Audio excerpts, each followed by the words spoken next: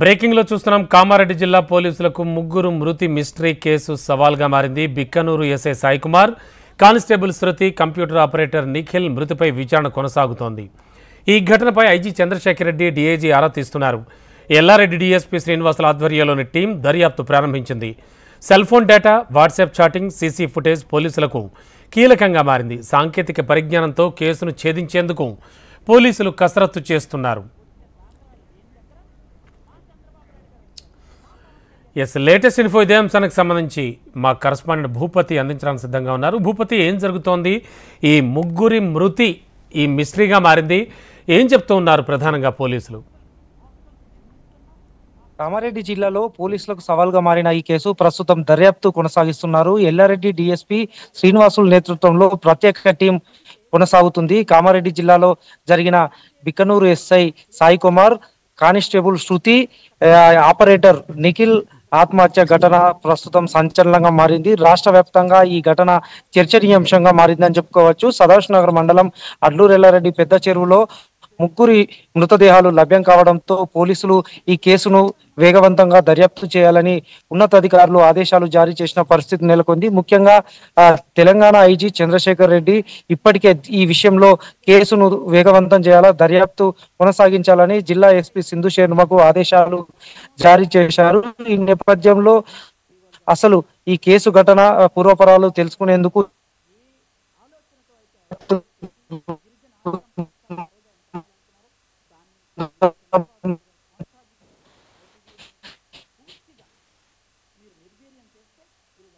అసలు సంఘటనకు ముందు ఏం జరిగింది, అసలు గత కొన్ని రోజులుగా ఈ వ్యవహారంలో ఏం జరిగిందనే కోణంలో కూడా పోలీసులు విచారణ చేపడుతున్నారు. సాంకేతిక పరిజ్ఞానం కారణంగా సెల్ ఫోన్ డేటా ఆధారంగా, కాల్ చాటింగ్ ఆధారంగా ఈ కేసు పూర్వపరాలను తెలుసుకునేందుకు ఇప్పటికే ముమ్మరంగా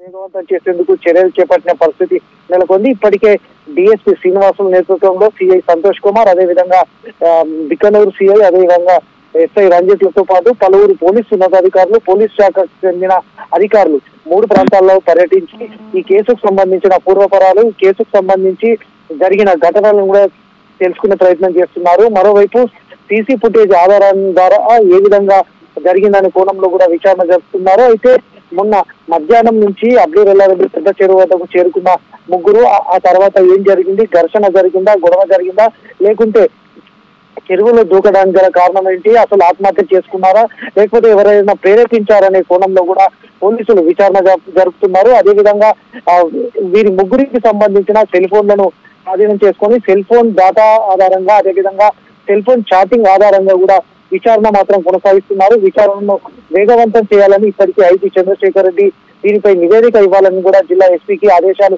జారీ చేశారు. మరోవైపు తెలంగాణ డీజీపీ కూడా కామారెడ్డి జిల్లాలో జరిగిన ఘటనపై కూడా ఆరా తీసినట్టు తెలుస్తుంది.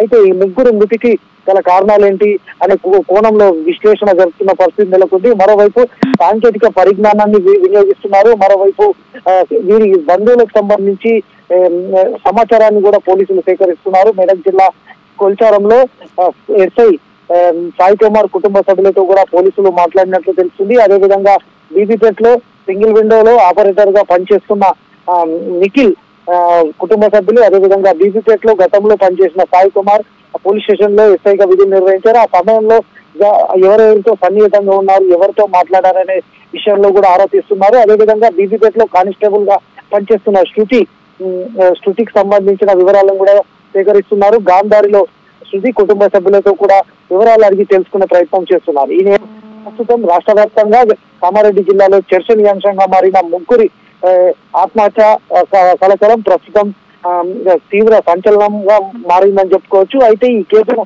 ఛేదించేందుకు పోలీసులు ప్రత్యేక బృందం ద్వారా దర్యాప్తు మాత్రం కొనసాగిస్తున్న పరిస్థితి నెలకొంది. మరోవైపు ఉన్నతాధికారులు సైతం ఈ కేసును తొందరగా వేగవంతం చేయాలని కూడా కోరుతున్నారు. అయితే పోస్ట్ మార్టం రిపోర్టు వచ్చిన తర్వాత ఆత్మహత్య చేసుకున్నారా, లేకపోతే ఎవరైనా హత్య చేసి చెరువులో పడేశారా కోణంలో కూడా రిపోర్టు వస్తుందని తెలుస్తుంది. అదేవిధంగా ఫోరెన్సిక్ లాబొరేటరీ రిపోర్ట్ ఆధారంగా కూడా ఈ ఘటనకు సంబంధించి వివరాలు కూడా తెలిసే అవకాశం ఉందని కూడా పోలీసులు భావిస్తున్నారు. ఒకవైపు సాంకేతిక పరిజ్ఞానాన్ని వినియోగిస్తున్నారు, మరోవైపు కుటుంబ సభ్యులతో మాట్లాడి అసలు జరుగుతున్న విషయాలు తెలుసుకునే ప్రయత్నం చేస్తున్నారు. వీరి ముగ్గురికి సంబంధించి ముగ్గురి మధ్య ఉన్న ఎవరైనా పర్సనల్ ఫ్రెండ్షిప్ లో గానీ స్నేహితులు ఉన్న వారిని కూడా వివరాలు సేకరించే ప్రయత్నం చేస్తున్నారు. ప్రస్తుతం ఇటు పోస్ట్ మార్టం రిపోర్టు అదేవిధంగా ఫోరెన్సిక్ ల్యాబ్ రిపోర్టు ఆధారంగా ఈ కేసును ఛేదించేందుకు కామారెడ్డి జిల్లా పోలీసులు ప్రయత్నాలు మాత్రం చేస్తున్న పరిస్థితి నెలకొంది. రమణబాబు.